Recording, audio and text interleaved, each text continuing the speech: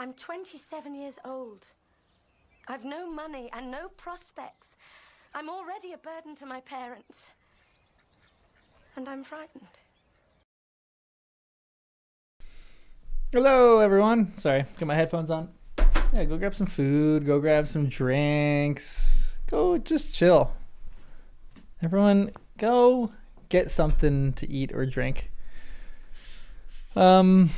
Welcome to our final book discussion about Pride and Prejudice. I figured I'd be in here for like an hour and just like talk about some questions, talk about final impressions, all that kind of stuff. Before this weekend, we get into this bad boy. I think Saturday we're going to get into Wuthering Heights. Saturday afternoon, night-ish. Wuthering Heights. My one friend who loves the classics and loves Jane Austen says this she thinks is better than Pride and Prejudice. She says very different, but she liked it better than Pride and Prejudice. So we'll see. We can't slander Pride and Prejudice on a Pride and Prejudice discussion. So, although we're not slandering it at all, Pride and Prejudice was a 9 out of 10. I should, you know what? I keep thinking about rankings and ratings, and I think my rankings and ratings are going to change after every book that we finish. Pride and Prejudice was great. It was so fun. But I don't know exactly what I would rate it.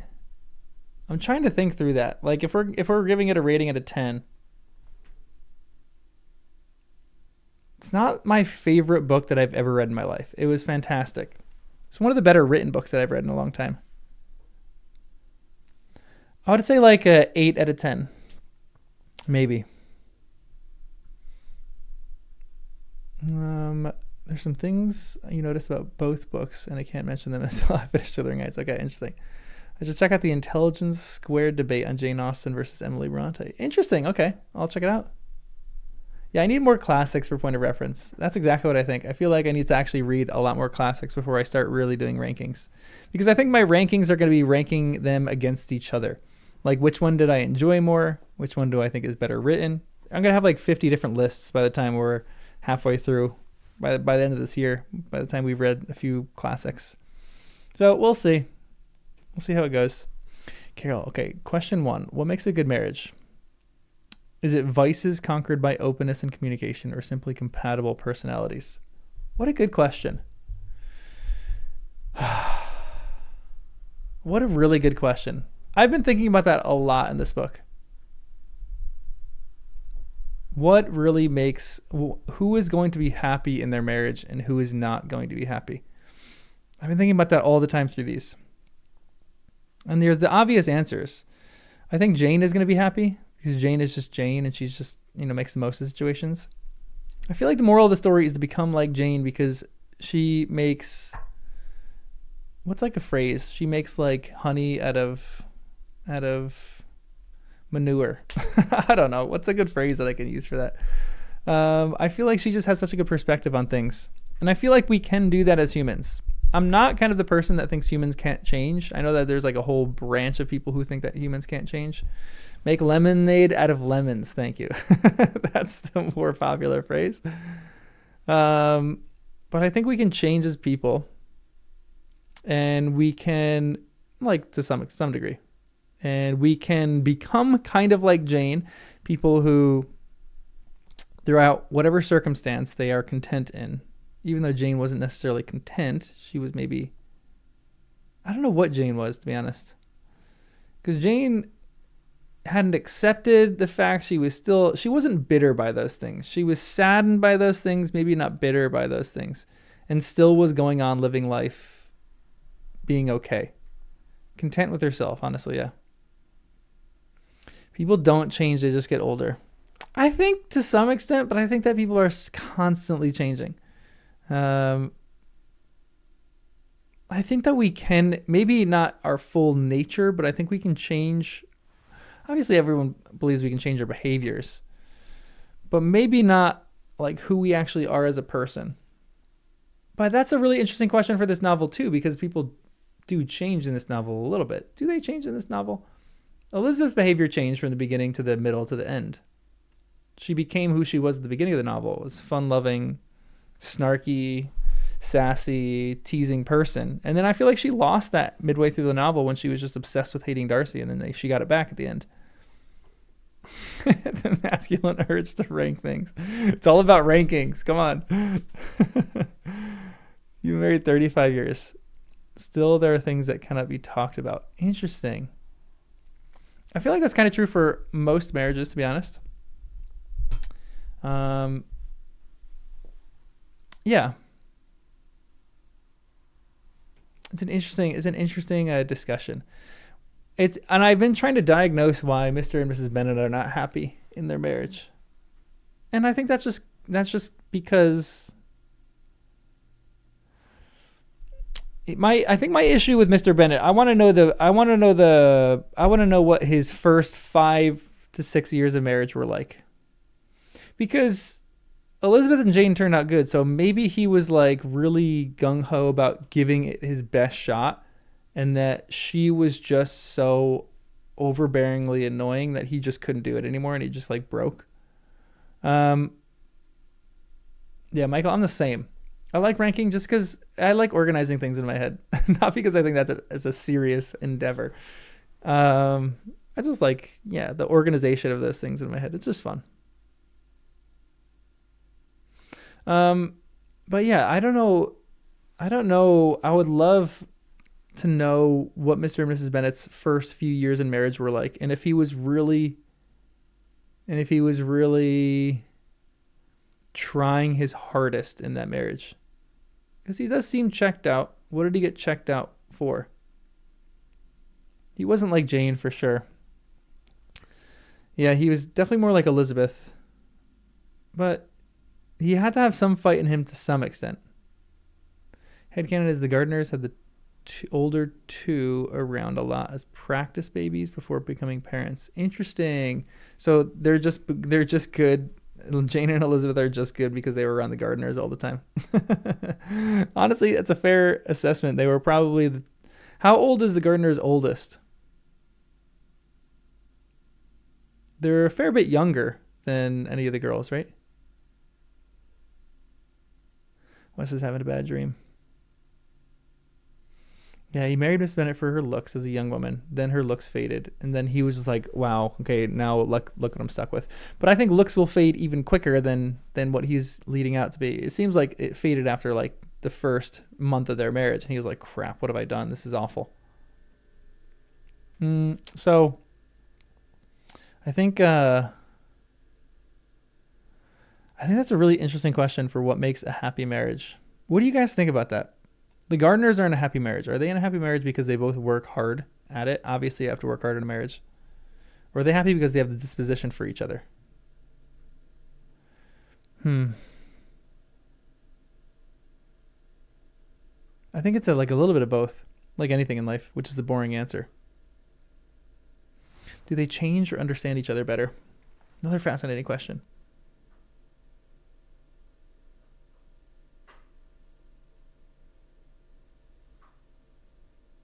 Yeah, I think as soon as they started living together, I think he realized that they had nothing really in common. I don't know if she really realized that. I think she was just happy because she got what she wanted, which was probably security.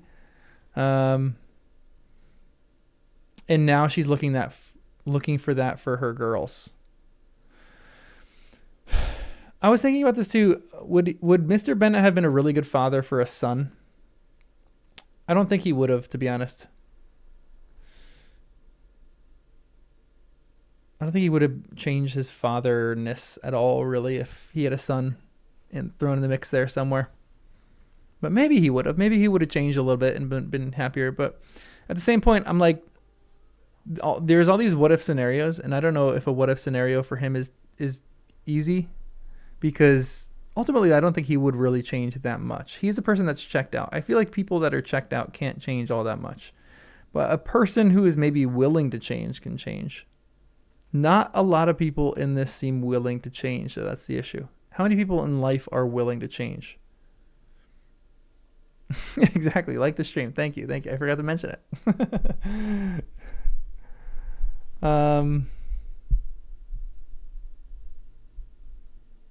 Yeah, exactly. Mr. Bennett is weird because, like, this is gonna sound weird, but Mrs. Bennett is a better mother to all of her girls. She almost treats them all equally, even though she does still have her favorites. She kind of still all treats them equally. Mr. Bennett does have a favorite and treats her with much superiority and doesn't change in that. Mrs. Bennett at least says that she changes. She's like, oh, Lizzie, you've always been my favorite daughter, because now Lizzie's marrying rich. The willingness to change has to do with the resentment. Yeah. The resentment in the novel is so interesting for what people think. Where does resentment pop into play? Like, for me, I don't think Jane is ever going to have resentment of Bingley. That relationship doesn't seem like they will have much resentment. Because Bingley is a golden retriever. Although I will say some golden retrievers do snap. I'm curious to see if Mrs. Bennet becomes too overbearing, would he end up resenting her a little bit for bringing... But he made the decision to marry Jane. Would there be any resentment in the Darcy and Elizabeth marriage? That's a marriage that I think is a bit more complicated than the Jane and Bingley relationship. The Jane and Bingley relationship, I feel like, is going to be a good relationship because they are just so positive about things. I think Elizabeth and Darcy are going to have a bit more open struggles. Maybe a few more open battles. I do think Jane and Bingley will fight.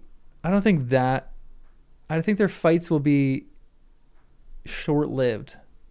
I don't feel like they're resentful people. Darcy and Elizabeth, a bit more resentful. You have a feeling Jane and Bingley talk about stuff behind the scenes. Yeah, I think that's true, that it is kind of embedded into your personality. You're either a person who is willing to change or you're a person who just becomes resentful over change. Yeah, honestly, the idea of if Darcy has to keep smoothing things over for Wickham, that could be a source of resentment in their marriage. He could really come to hate that because it's his money just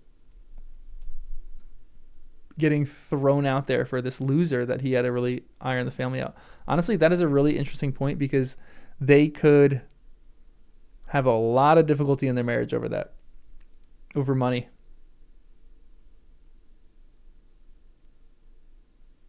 Heard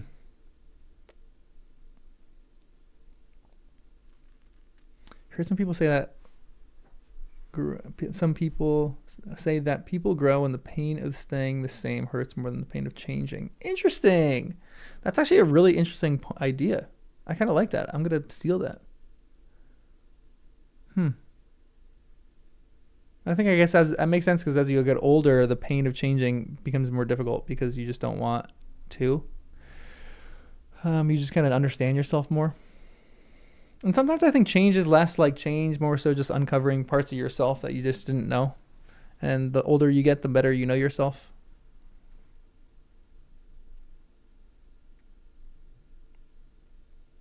Elizabeth can do without bucking Darcy. She can use her pin money. Darcy doesn't pay more to Wickham. Elizabeth saves from her allowance and sends it to Lydia.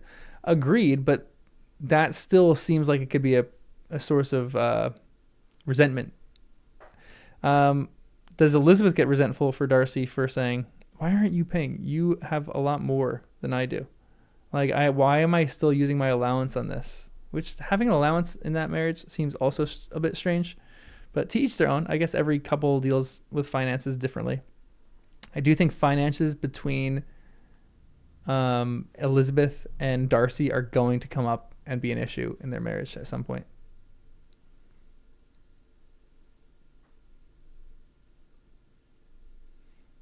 Lizzie,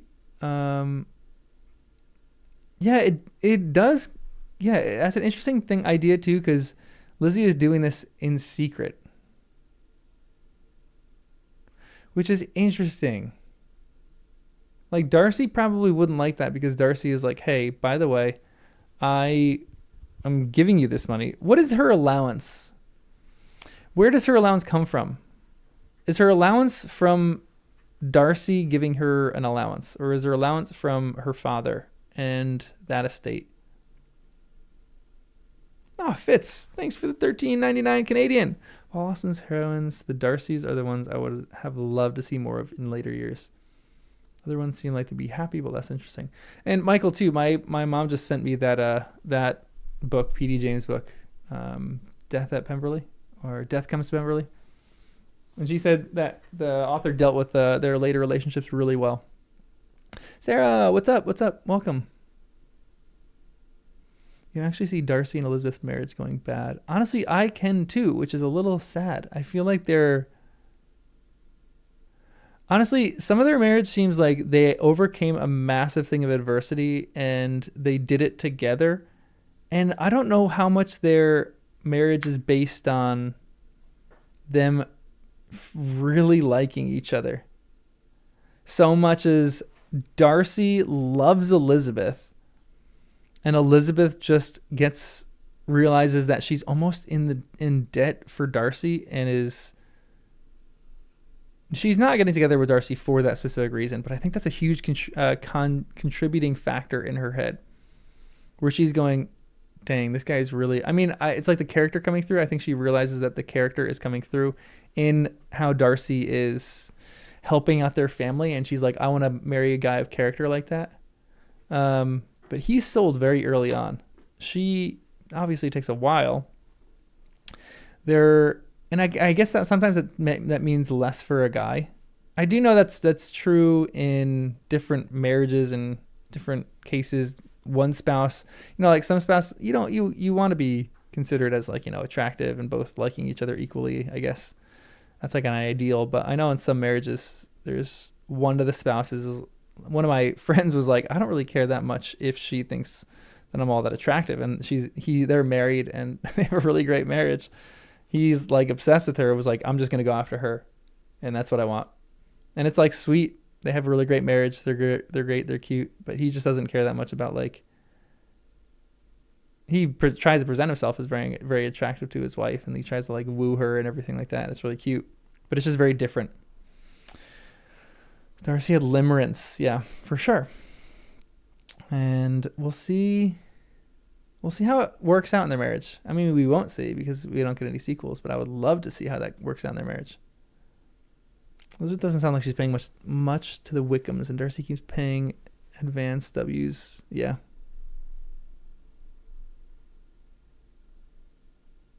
I think the best relationships are when he falls first and pursues her. I think it's different for every person for that. I think sometimes some of us have been in a relationship like that and we realize it's not that great. I think it just depends on who the person is and kind of what we want sometimes too. I think everyone might want something different.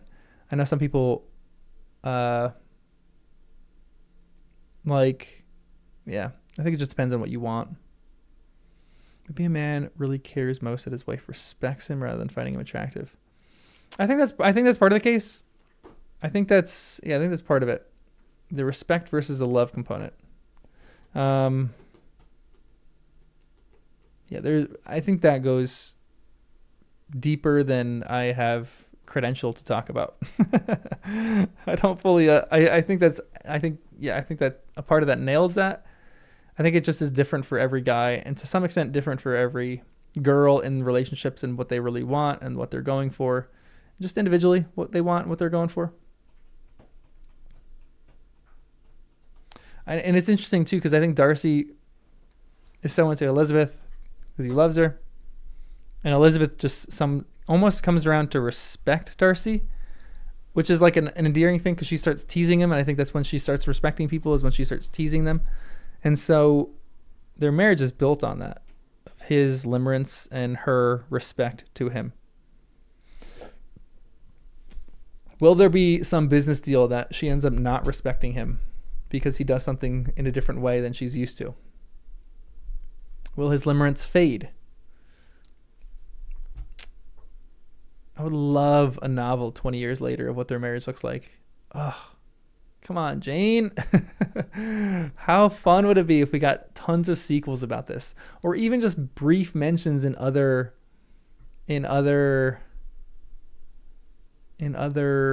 books that she wrote. Oh, I would love it.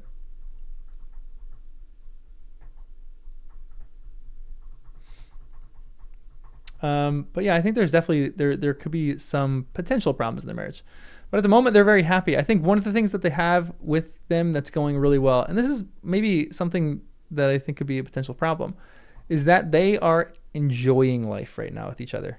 Like, that's probably their biggest thing. If like you're their therapist, you're like, hey, get back to this fact. If they're encountering problems 10 years down the line, if you're their therapist, you're like, go back to the times when you just enjoyed being in each other's company and just like had a fun time and just laughed at each other and teased each other. Some of the stresses of life might make it a little tougher for them. Interesting, Arya. I kind of agree with you. Darcy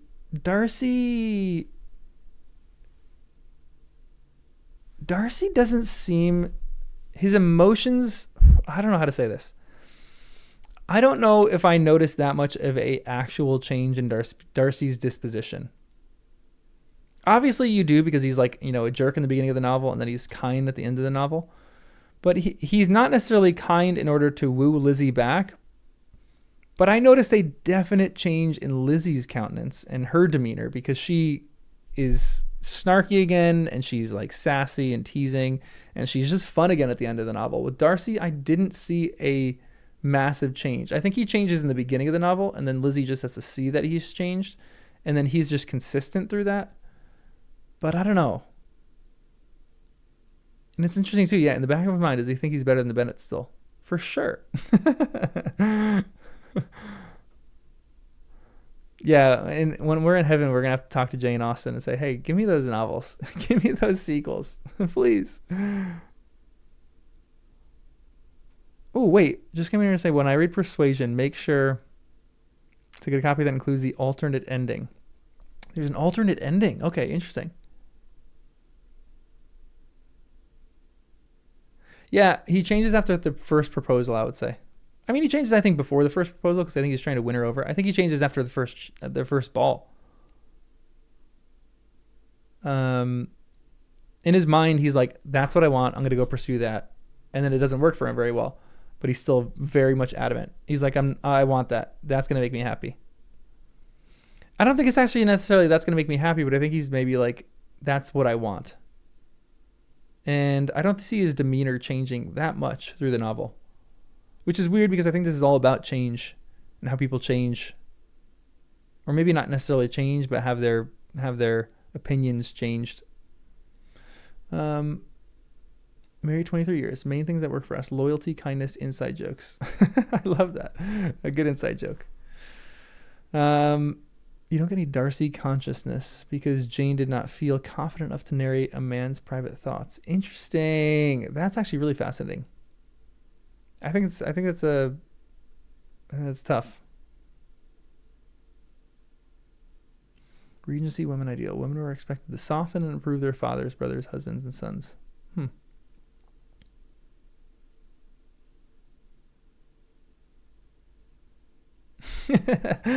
Jane's watching YouTube up there. Just enjoying us talking about her novel right now. That'd be great. It's interesting too. When we were talking about this is one of the biggest discussions that we had, but the idea of secrets, and I was thinking about that to some extent. And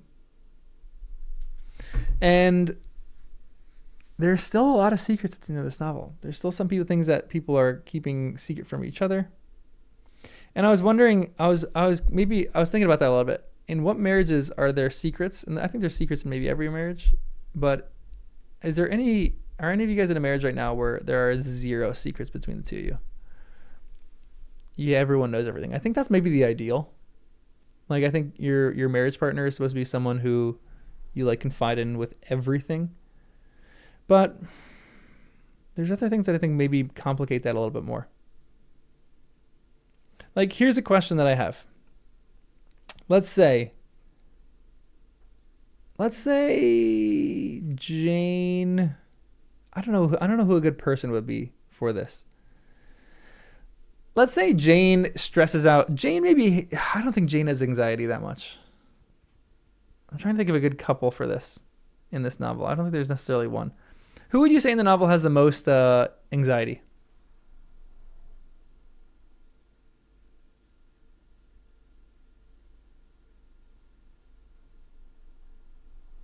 Yeah, Mrs. B. I was thinking that a little bit. Okay, so Mrs. B and Mr. Bennett. Mr. and Mrs. Bennett. Let's talk about them for a second. Mariah Lucas. Yeah, okay. Mariah Lucas is probably the answer for that one. Mariah. Yeah, Charlotte, maybe. So let's talk about Mr. and Mrs. Bennett for this. Mr. Bennett has something. Mr. Bennett tells Mrs. Bennett a lot of stuff that would annoy her, but he just does it simply because he's like amused by that, I think. Which I think is that wrong. I think that is wrong. But let's say their marriage. Is it better for Mr. Bennett to have secrets and to not tell Mrs. Bennett everything for his own posterity and for his own sanity and for his family's sanity? Or is it better for him to spill everything to his wife, who is going to stress about that and stress the rest of the family out? You know what I mean in that? It would make John hate him immediately based on his reaction to Mr. Collins' proposal. Wait, who?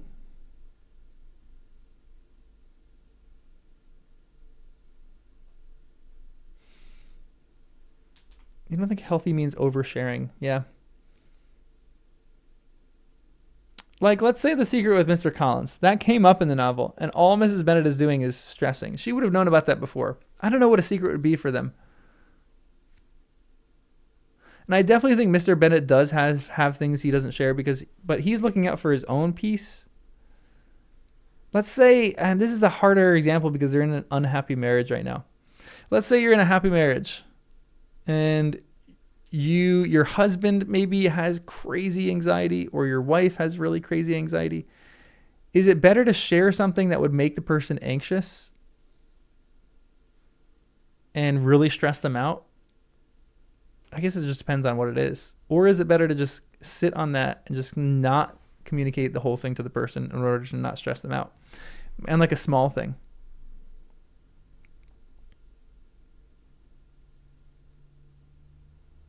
Everything just, it depends. That's the boring answer for this. Everything just depends on the situation, I think. I think it depends on whether or not your spouse can tell there's something you're holding back. That's an interesting point. I kind of love that point, actually.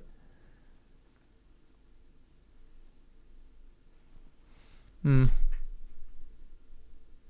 there's a way of sharing. It's just how you do it. Life is contextual, for sure. Yeah, and I guess I'm not necessarily saying important information, but like something even small. Like how much of life, yeah, I don't know. I guess the small stuff can be crazy small. Like if your husband sees a spider and just wants to share like a beautiful spider, but your wife gets stressed out about spiders and doesn't want to hear about spiders. Like something stupid like that. Yeah, like you secretly hate their favorite shirt. Honestly, that's a great point. That's such a great conundrum right there. Great conundrum. Like the idea of secrets in this novel are just so interesting and important to me. Like I just think Lizzie is keeping certain secrets that might come up in the end in their relationship that would probably cause problems in their relationship. But at the same time, she has proved herself to be so trustworthy, which is interesting because we had that whole discussion on secrets, and then all of a sudden Lizzie is one of the best people in this novel at keeping secrets because she doesn't tell Jane some things that really would help Jane out, but she's doing this to protect Jane and to protect Darcy and to protect Georgiana. She's doing, like, she is balancing on a tightrope here, and she's doing an excellent job at that. I think Lizzie is doing so well at that. But she's really proved herself to be trustworthy. But gave me pause a little bit when they were like, hey, by the way, let's go tell everyone about Wickham and how terrible of a person he is. I'm like, put a pause on that, because that is not what they should do, at least in my opinion. But that's the conundrum, and that's the question that I think is one of the more interesting ones in this novel too, is should they have told the town about Wickham? It would have probably saved. Now, maybe, I think we wrestled with this question too in another video. Would that have saved Lydia from getting married to him? And would that have maybe put stricter parameters on Mr. Bennet, making sure his daughters don't do anything stupid? Really? I mean, that's a question of, can a person be changed? I don't know if it would have changed Lydia. I think she still would have wanted what she wanted. She still would have been wooed by Wickham's charm to some extent. But if she knew that, would she? I think yes, still, because she's young. She's naive.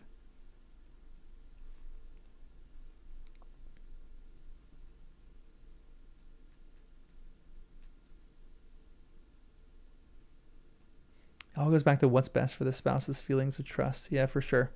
I think sometimes it can differ on those things.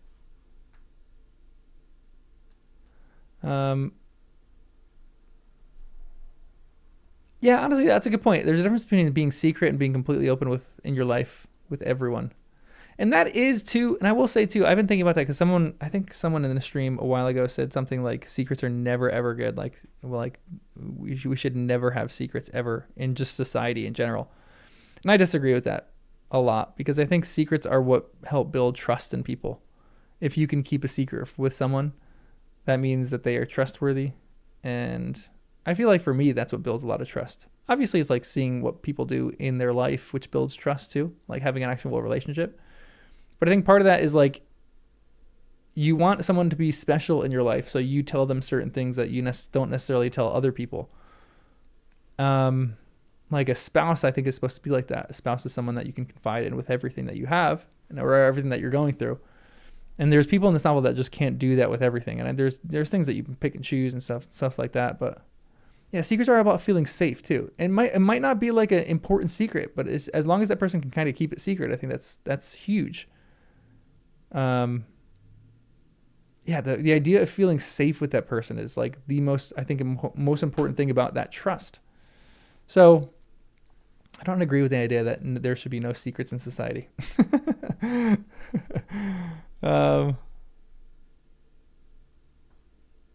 Yeah, agreed. I think society used to value discretion. Now we value transparency more. I'm from a family that values discretion a lot more than transparency.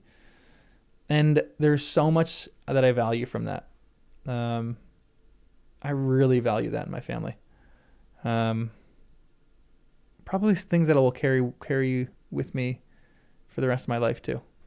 I'm like relatively transparent. I think I'm much transparent as you can be, having like a YouTube channel, you know. I think there's like time for transparency, but there's 100% times for privacy and secrecy and discretion. Maybe all those things are different.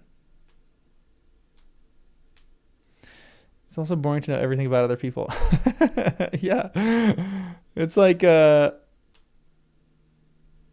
does Gandalf say in The Hobbit, or in The Shire, or in The Lord of the Rings? Hobbits, you can know everything about their ways in a week, and then they can still surprise you after like a century or something like that. I don't know if that's not in the book. I don't think that's in the book. Maybe that's in the book. I forgot. But I think going back to the Wickham question, I think one of the things that I am really interested, because most of you guys know I've been reading Lord of the Rings too. Just finished it.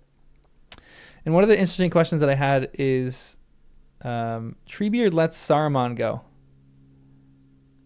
Should that have happened? He was probably convinced to let Saruman go using the voice. But should Lizzie and Jane have communicated to their family about Wickham? I don't think so. Because I think that was better for them. I think it was better for Elizabeth to be in the trust of...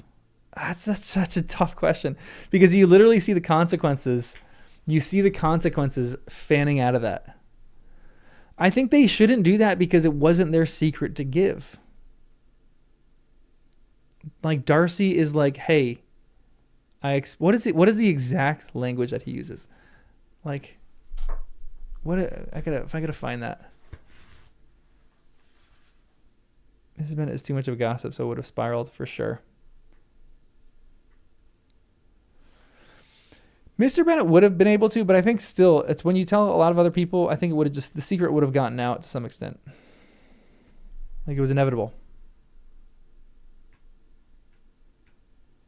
Where is the letter?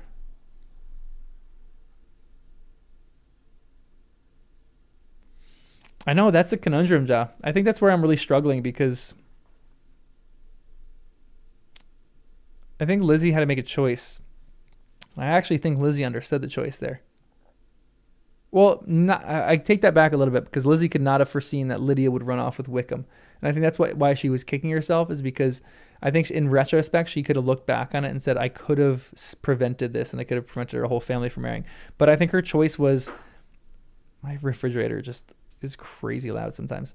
I think her conundrum was like, if I tell this secret, which again, maybe this isn't her conundrum because she wasn't really thinking about getting into the good graces of Darcy at this point. But maybe in the back of her head, she was like, if I tell this secret, then I'm betraying the trust of Darcy and potentially losing my chances with Darcy. But if she does tell it, then she saves her sister from a lot of trouble and turmoil. And Lydia does not deserve to be with Wickham. We'll stand on that. No one deserves to be with that guy. Yeah, and Fitz, I'm with you too. Lizzie does a good job in knowing what to say and what to not.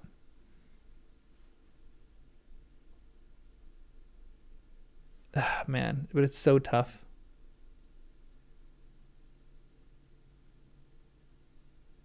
Lizzie tries to warn her father as much as possible without telling everything yet, and he kind of just ignores. He doesn't like care that much. I guess he doesn't think it's that important. Maybe Lizzie could have done. I don't think she could have done a better job in warning her father.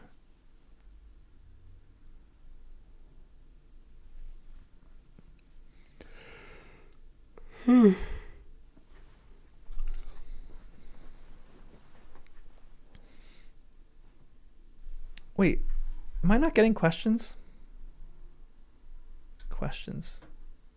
Raven, Crystal, I see it. I think you're looking at it as all or nothing. And I don't. I think LB could have said something similar about Wickham's character in general without giving all the details, keeping GD safe. GD. I don't do good with initials. GD. Georgiana Darcy.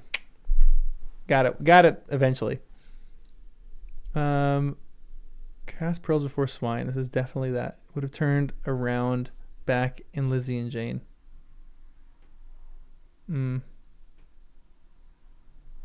Wait, I'm trying to catch up on reading.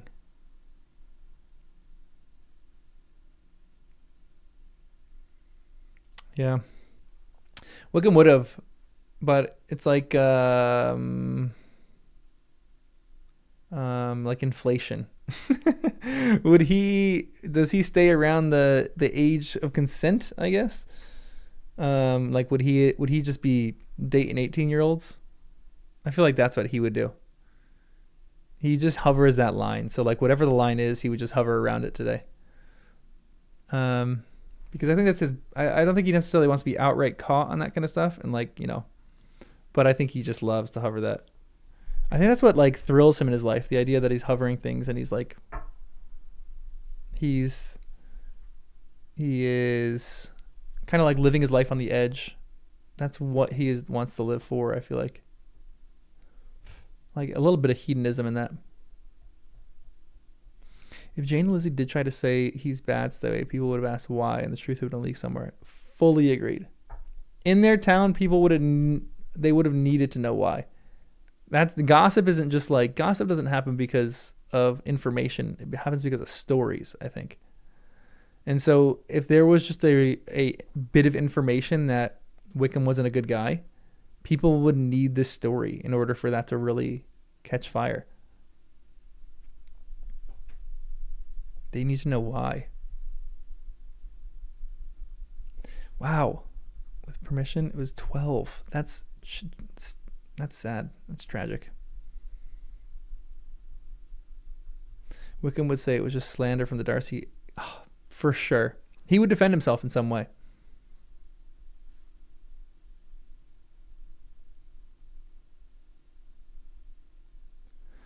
Yeah, he was exploiting people who were poor and powerless. He's just not a great guy. I don't know if any of us are really arguing about that, but he just is annoying. I don't know. Is there, do you guys hate a character in Jane Austen's writing more than Wickham? Wickham or Collins? Fascinating question. Fascinating question. We were talking about this a little bit in the Discord. Wickham is outright evil, so I think you can see his evil and be like, that is awful and reprehensible. I think Wickham is worse than Collins. Collins at least has not redeemable qualities, but at least has some ethics or decent character qualities. Like, I think he's going to remain faithful. I don't think he's going to ever cheat on Charlotte, like ever. That's at least good. He's going to try to provide for her in every way. They're not going to have a lot, but he's going to do his best to provide for her and make sure that she's taken care of, which I think is great. Man, you guys hate Mrs. Norris.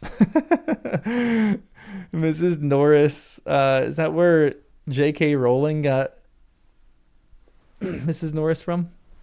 That'd be actually hilarious. I'm sure she did steal it from that. Yeah, he has a moral framework for sure. And I think it's selfish to some extent, but it is better than Wickham's. I do think the difficulty with that, though, is in what the moral framework is. To me, Wickham doesn't have a framework. He doesn't have like a framework for a house. So this is how I think of it. Wickham is just loosey-goosey, evil, like a Gumby character. He can change and adapt, and that's kind of dangerous. But there's a line from Pirates of the Caribbean that I think about with him a little bit, in that Jack Sparrow goes, dishonest people you can always trust to be dishonest. It's the honest people you have to look out for, or something like that. The line is something along those lines. And I think that's kind of true with Wickham. He's less dangerous to me because you can just trust him to be untrustworthy. He's shown his cards. He might go into another town and try to woo people, but he's who he is. So you almost expect it. Collins, I just think, is a little bit scarier because he can have worse longer term effects on people. Like if he is working in a church, and I think the comedic thing about this is he's so absurd that like people are like, there's no way people would listen to him. But I know people that listen to absurd people like this. Like, look at our world today. Like, people are listening to crazy people all over the place, and it just depends on what you define as crazy too. People think that you're crazy for the certain people that you're listening to. I guarantee you, there's people out there right now who think you're crazy for listening to me. But Collins, to me, is such a funny character, but so dark. But and I will argue this. I argued this with you before too. I think the comedy is a way to shroud his darkness. Maybe not fully. Like, I do think he's supposed to be the funniest character, one of the funniest characters in the novel, and I think the dad views it as that way. But I think there's certain things that Mr. Collins has said in his letters that make me nervous for more long-term psychological effects of either his parishioners or I think he can have a worse influence on people. Like, this is like Wickham. Wickham is like ripping the Band-Aid off quick. Collins is like slowly peeling the Band-Aid off and like having more pain from that. You're crazy for listening to your own inner monologue. Yeah, Arya, that's what I think. I think he would 100% lead to witch hunts in the right time and place. He would 100% be killing Anabaptists and lopping off their heads for this, because he just goes with the flow with that. Wickham is too loosey-goosey to do with that. I don't necessarily think you're supposed to be scared of him, but there are certain things that he says that are scary. Like, I'm not scared of him because, like, I think there's people there that, if you're like clear-headed and you're thinking straight, you don't necessarily have to be scared of Collins. But how many people in our world and society are really thinking that clear-headed or that straight about things? I would say it's less than we think.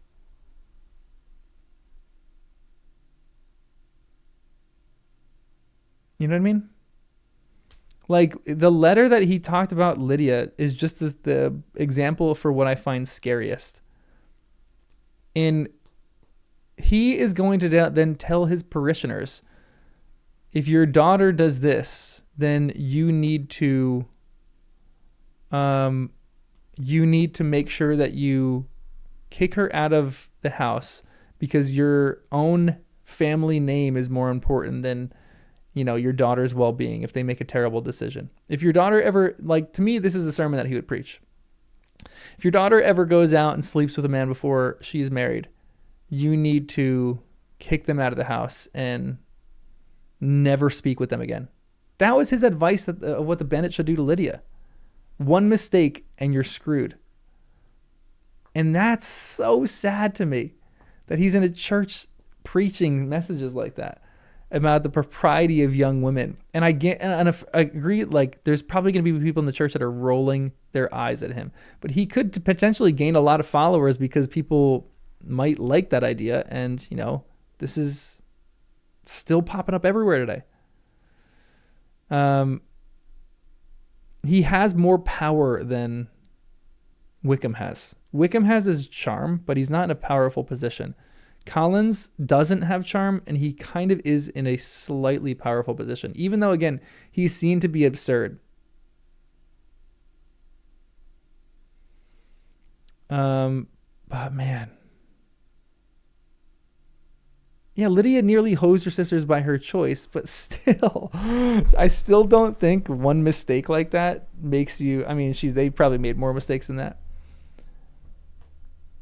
It just makes me nervous for Charlotte and for their kids. I think Charlotte's, one of the things is Charlotte to me is smart enough that he won't deal with that, or that she won't deal with that, or she'll deal with that in a good way. I have to watch Wake Up Dead Man. There's a priest with that exact same issue. Interesting. I think one of my favorite books, have any of you guys read the Poisonwood Bible? One of my favorite books of all time. One of my absolute favorite books of all time. I'm going to wait for a single yes so I can just talk to you. Arya, yes, yes. One of my favorites. Mr. Price in that novel. Father Price. What's his first name? I forgot what his first name is. But one of the most evil characters that I've ever met. Cannot stand that man. Drives his family into a jungle and is just a terrible father. Like, all around an awful, awful father. And he kind of like loses his influence, but he's like a nut. And he drives his family crazy. Yeah, he's a lunatic for sure. And then later in the novel, it's like shown that he's a lunatic. He like lives by himself in this little hut. Ozai level terrible father. What's Ozai? I don't know who Ozai is. Tolkien Rants, what's up? Welcome, welcome. Yeah, it might be affecting my view of Mr. Collins for sure. But I just think that there's a dangerous position, I think, for people that are working in any kind of like God ordained, what they view as God ordained role, because people in parishes or churches will adopt whatever that person says as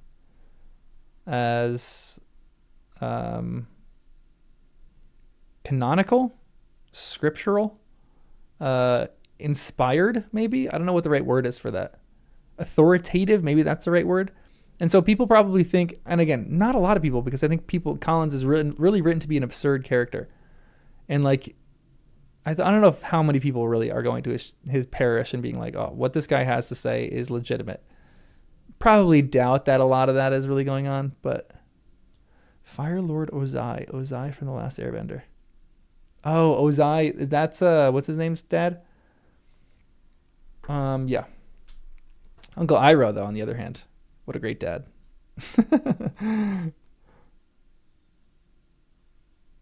Yeah, imagine listening to a sermon by Mr. Collins. I did watch Avatar Last Airbender, but it's been a long time. I haven't watched it in a long time. I still remember I was watching Tales of Ba Sing Se, and I think I was trying to binge watch a show, and I was like, this episode is so boring. I hate episodes like this. And then all of a sudden at the end, I was like, this is the greatest episode that I've ever seen in my life. Maybe, but if Collins was in the circumstance of the Poisonwood Bible, would he be like this? I think Collins can be harmless and poisonous depending on, yeah, exactly. And that's why I do think he's a little bit less harmless than maybe on Painting, but I think that he has the potential to be really harmful to his family. Like if his I don't think his kids will really make mistakes, but if his kid made a mistake, he's like tapping them out. Director's commentary on Pride and Prejudice. He hates Mr. Collins. Yeah, I just think that he's a little scary to me. Because he's in like a greater position of power and can lead people astray. Wickham can do that by his charm, but he's not necessarily a position of power. He's just doing that flat out by his charm. So I think his purview is limited to some extent. TNP, that's a great point. I'm trying to steer clear of that more in novels than I do because I don't love doing that. But I do like talking about some parts, some things that they, not diagnosing people, but what's the right word? Like evaluating people in that way to some extent.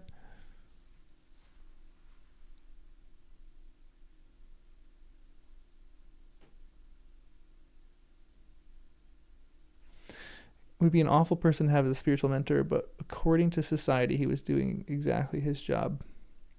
Yeah, maybe. Yeah,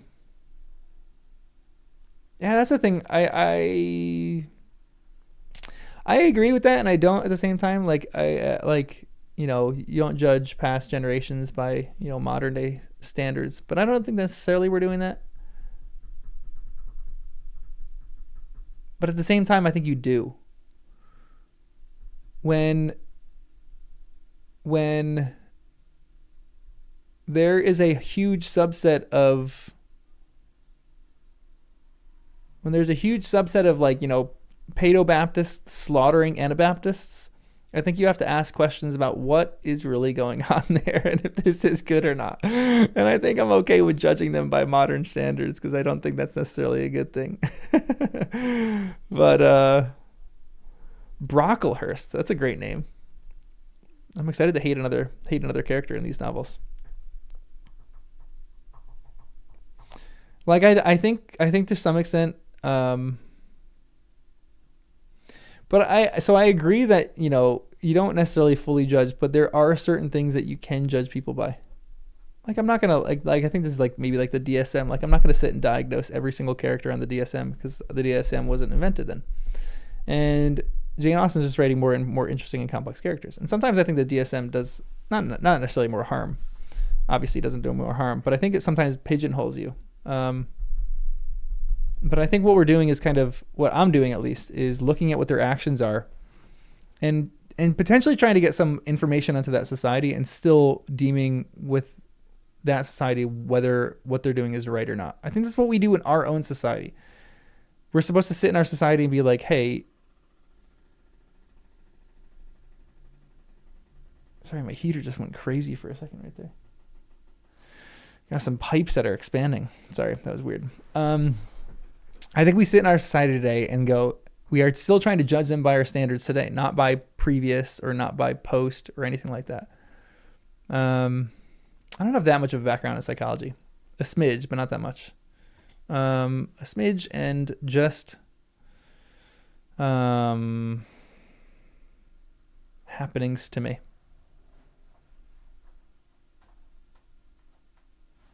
So, I mean, that's probably part of the thing too. I don't want to overextend what I'm talking about here because I really don't know what I'm talking about that much.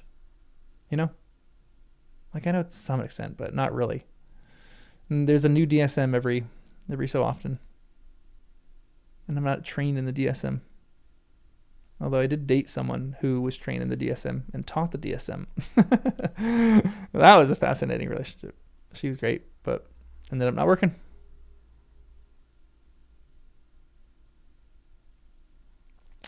And Ja, you're actually kind of right on that too. I feel like he's gonna view the idea of raising kids beneath him, but I do think there's a point too with him where I'm like, okay, I think he would feel like he would need to step in on the important issues, and he would for sure be like, hey, my wife needs to be subservient to me. Like, this is, I think, what Jane Austen's best attribute as a writer is. Like, yes, she's writing at a different time, but at the same point, people don't change in her novels. Colin's like a pseudo Frollo. That is terrifying. Terrifying to think of, but yes. Actually, I fully agree with that. Maybe not in the sense of him. Dude. That's a weirdly good analogy. Imagine if Frollo was like a goofball and someone that is like seen as ridiculous. That is like terrifying. That is actually so good. Whoa, that's so good. You gotta make a video about that, please. Frollo but dumb, yeah, for sure. Wow.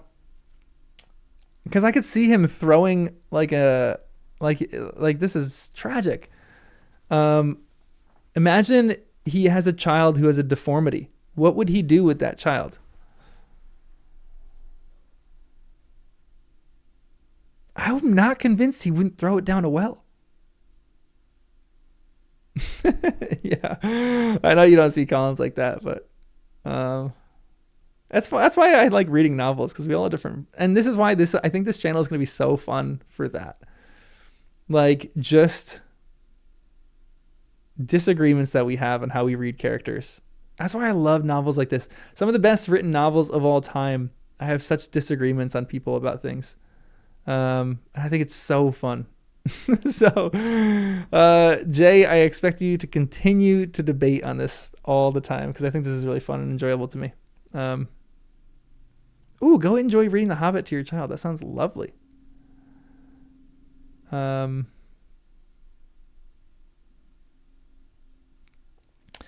yeah, that's why I really love novels. Classics, I feel like the classics do that really well too. You can have different opinions on people, and it's just kind of fun to see what other people's opinions are and how you read a character and how someone else reads them differently because of their background and their circumstances and whatever else it might be. But yeah, I was saying before, I think that's why I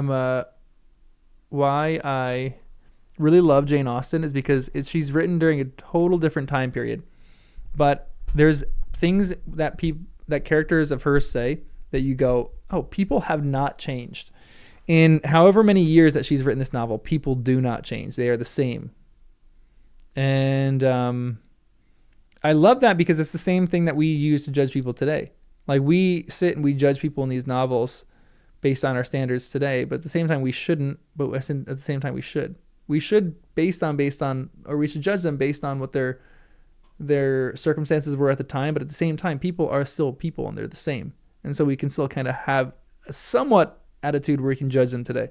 I think it's just all situational, which is a boring answer, but yeah. We're all in the same boat. We're all seasick. But yeah, this just makes me excited to keep reading some of these. Like, we got Wuthering Heights right here, which I think I'm going to start on Saturday, everyone, by the way. At some point on Saturday. Actually, maybe tomorrow? Should we start this tomorrow, guys? Do I have time tomorrow to start this? I'm trying to think. Wait, let me look at the calendar content. We have videos going till the 9th, which is Monday.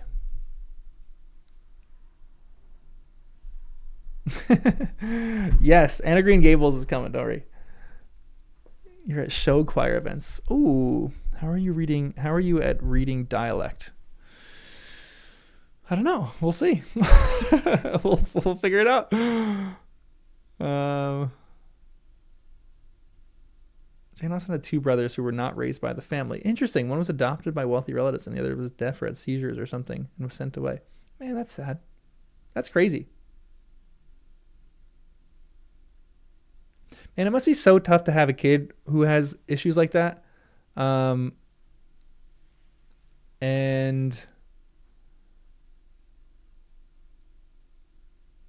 you're living in that society that doesn't have like things that are easily accessible. Man. Basically, Sean Bean's Yorkshire dialect. Oh, we'll see. Yeah, I think we'll probably stick with a Saturday reading. I'm gonna go take Wes for a long hike in the morning, and then maybe we'll do it in the afternoon to do a reading for Pride and Prejudice for Wuthering Heights in the afternoon sometime. Maybe like 1-2 p.m. on Saturday. I feel like that, or maybe night. Maybe we'll do like a night reading. Be kind of fun for a night reading. I like night readings. Put you all to bed. Yeah, that's actually a good question. How many chapters? Are the chapters short or long? Wow, there's a genealogy. Biographical notice. Do I have to read any of this preface to the 1850 edition? Chapter 1. Oh, the chapters are almost the same as Pride and Prejudice. They're short. A little bit longer, actually. Maybe we'll do like 3 chapters to start. It's like 30 pages. Ooh, this book smells weird. Doesn't smell like a real book. It's like too new. Whew. I like old book smells. Chamomile tea reading, Wuthering Heights. I'm going to need it. Okay, good. Good enough.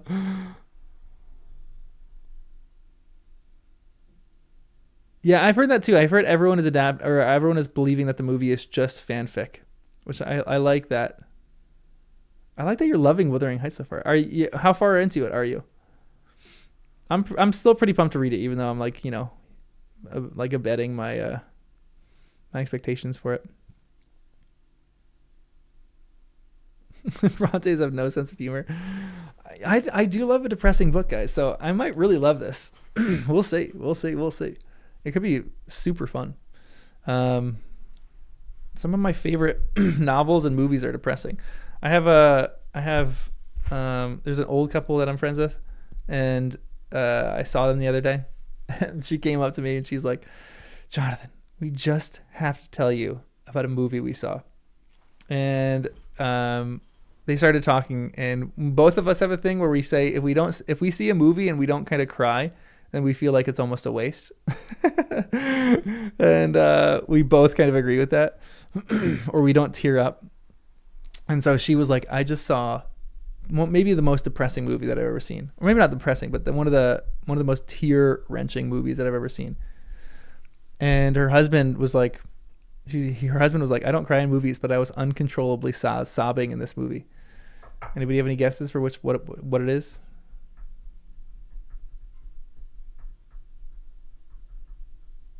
You want a perfume that smells like penguin books? This is weird because this penguin book doesn't smell that great to me. It smells okay. It's like it needs to be thawed out a little bit. Nope, not Love Actually, not Up, not Lord of the Rings. It's currently in theaters. I think maybe not currently. Hamnet.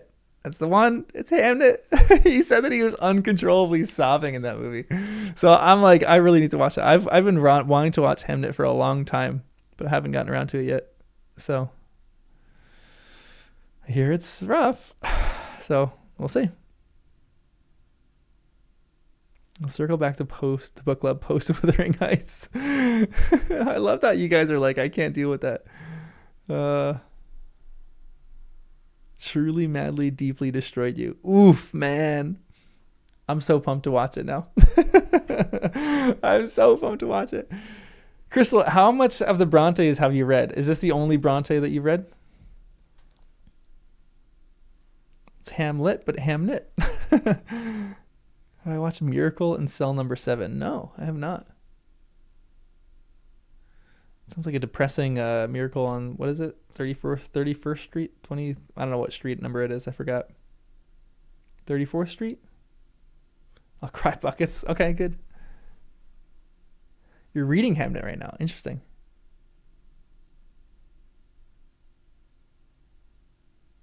Truly, Madly, Deeply also stars 2 actors who were in Austin movies. Interesting. 34th Street. Thank you. 34th. Forgot the street name. But yeah, Pride and Prejudice is great. I think I'm going to miss the comedy of it, but then we'll get back to some comedic novels. I'm excited to keep going in these classics and just keep plowing ahead and reading some good ones.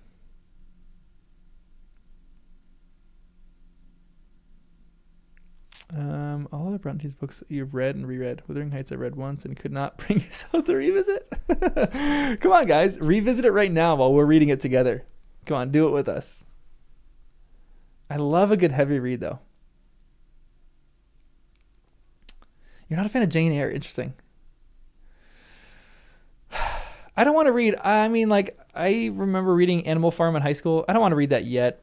I forgot most of it, but I was thinking about reading it because the movie's coming out, but that movie does not look very good. But, you know, I will save that for another time. Save that for another few years. What we're going to read after. I'm still debating between a few, actually. I still really want to do Moby Dick, but I feel like that's too long. I feel like we'll lose a lot of people if we do Moby Dick. So I think at the moment I want to do the portrait of Dorian Gray. Ooh, okay, Pride and Prejudice matching with my expectations. I want to talk about that before we go. You need to send you a programming note about the Iliad if it's in the cards this year. Yeah, Iliad is probably coming in the summer. I think whenever the movie comes out. I want to do Anna Karenina too. Guys, there's too many. There's too many books I want to do. We'll definitely do all these. We'll eventually get to it. But I think at the moment, it's going to be Wuthering Heights. Then it's going to be... why can't I think right now? Picture of Dorian Gray. I really want to do Jane Eyre. But I almost think I might save Jane Eyre till later in this year.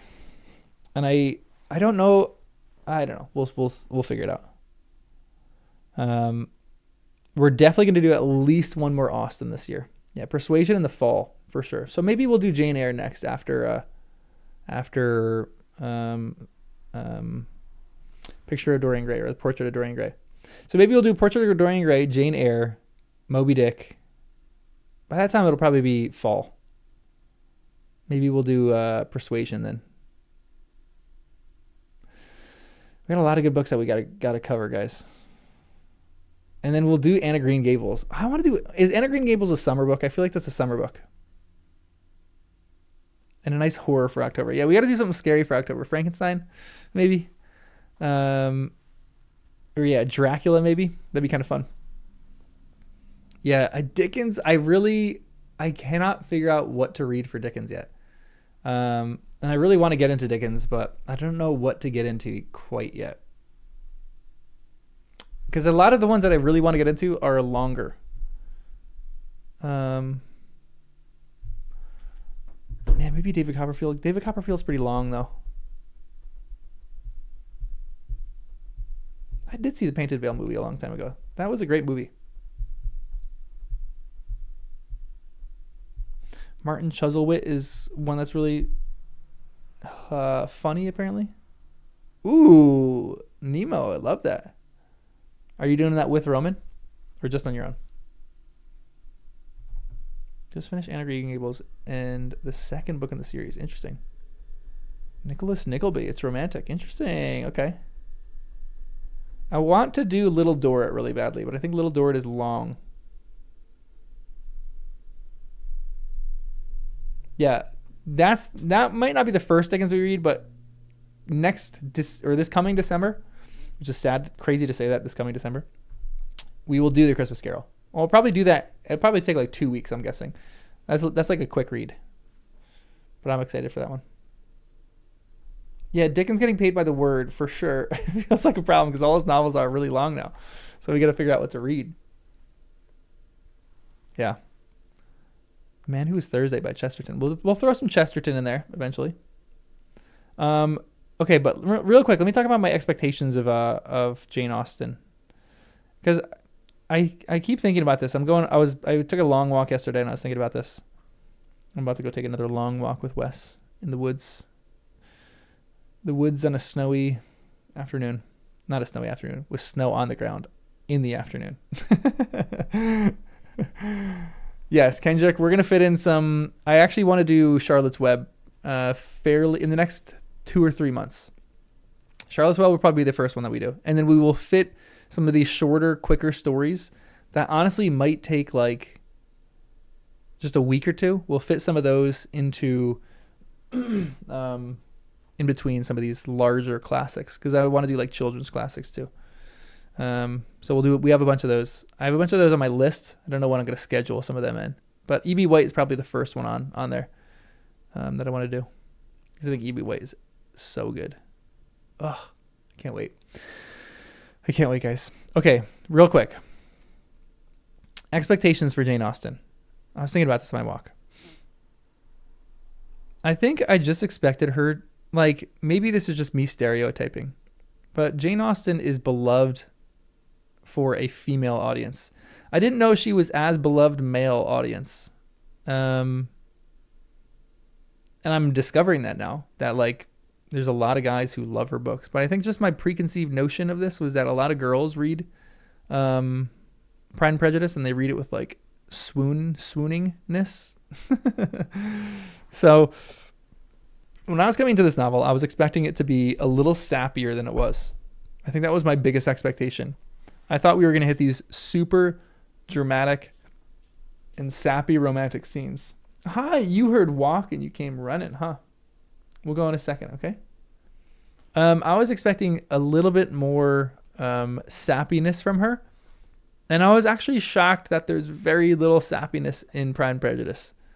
Like to the point where the part that she could have gotten the sappiest, which I actually wanted her to get sappy, she did not get sappy. And I was actually bummed about that because I don't love sappy writing that much. But every once in a while, give me a chapter that's really sappy and I will lap that up. I love it. Jane Austen resisted that at every turn, which I actually think is a little sad. I kind of wanted a little bit of sappy. I think that was my expectation going into Austen, was that she was going to be a bit more sappy romance. And she is not at all. She is anything but sappy. Like it is information and details. Which makes me think of...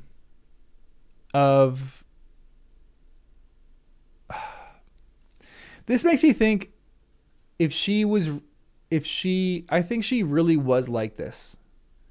But was she writing this novel? Did she write this under any pseudonym? Because I know who wrote Frankenstein. Didn't she have to write it under a male pseudonym? And didn't the Bronte sisters have to write it into a male pseudonym too? Under a male pseudonym? A lady? So it makes me wonder if they were writing this in order to appear manly, and if they would have written different books today. She first published it as a lady. I actually love that. Yeah, George Eliot is also a woman. Yep.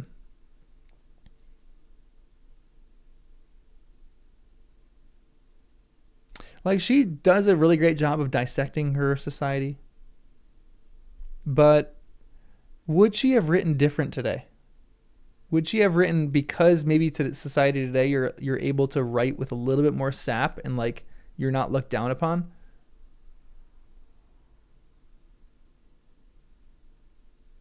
Would she have? But I think that's my point too, Gran, is that maybe she's trying to compensate for that. She's like, hey, a woman can write a book and I I'm not, crazy romantic and super delicate. I'm writing a serious book about people, and people took it seriously.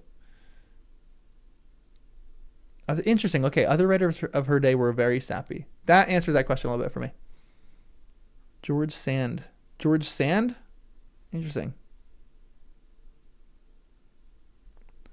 George Saunders? Read some of him. You're just looking at me, Wes. He's just has halfway through the door, just paws on the ground, just looking at me. You're silly. You're a funny pup. But yeah.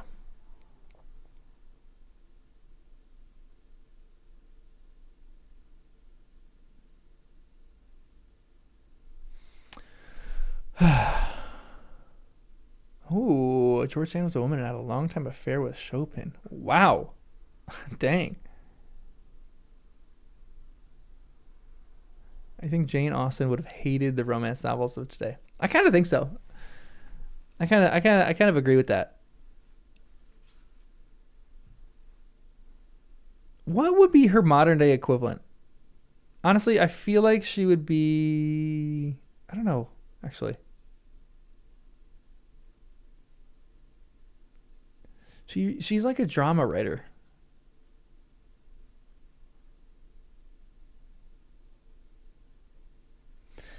Yeah, I don't know. I don't know. Yeah, there is no equivalent. I think she writes better sentences than Rowling. Much better. But I do think Rowling is a good author. I think people discredit her a little bit too much authorially. I think she is a good sentence writer and a good story writer. Yeah, I'm with you. I think Austen is very unique. Honestly, I like. I don't know if I can find like an apt comparison with her. I was gonna say like Margaret Atwood, but no. I was thinking, and as far as like just the quality of writing is concerned, she's to me like a mix of like Margaret Atwood in the quality of her writing, and she's a better storyteller than her, I think.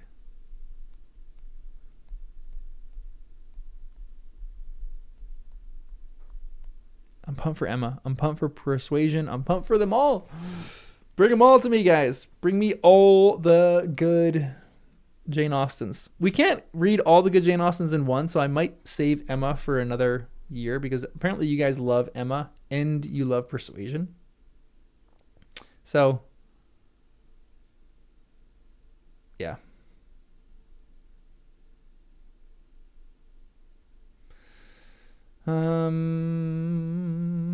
All of Austen's. Joan Didion is honestly a decent comparison, but actually no, because Joan Didion is not a snarky or funny writer at all.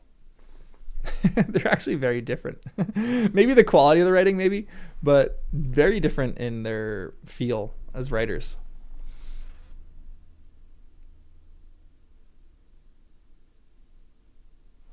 Yeah, I think maybe that's what we'll do. Well, maybe we'll read one of the first Austens this year along with Persuasion, and then we'll save some of the other ones for next year and the year after that. I want to pace Jane Austen stuff out, even though I want to read it all immediately. I also want to save some stuff for later.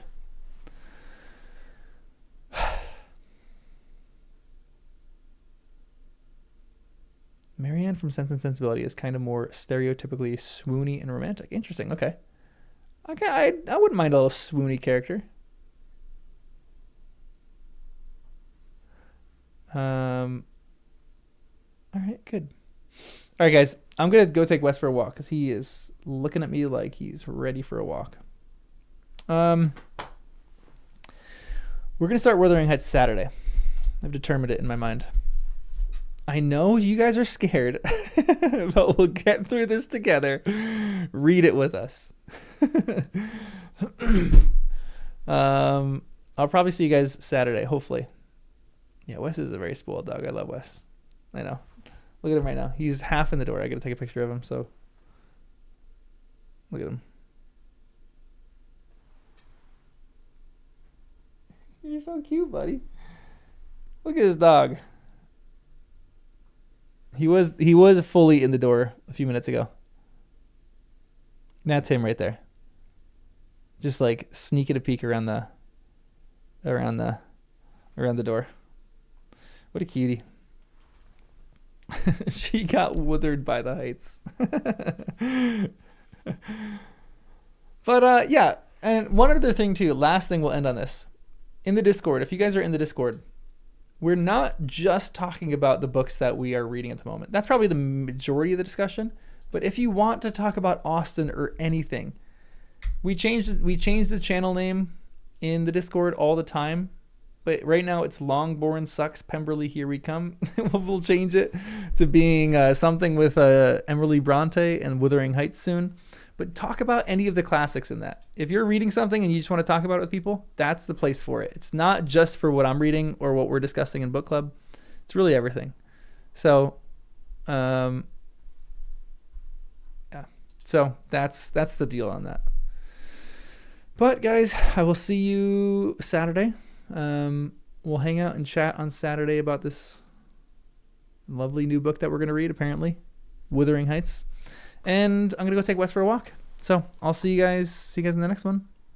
And that's all I got about that. Bye. Wait, one more time. I got to find a good Wuthering Heights intro now.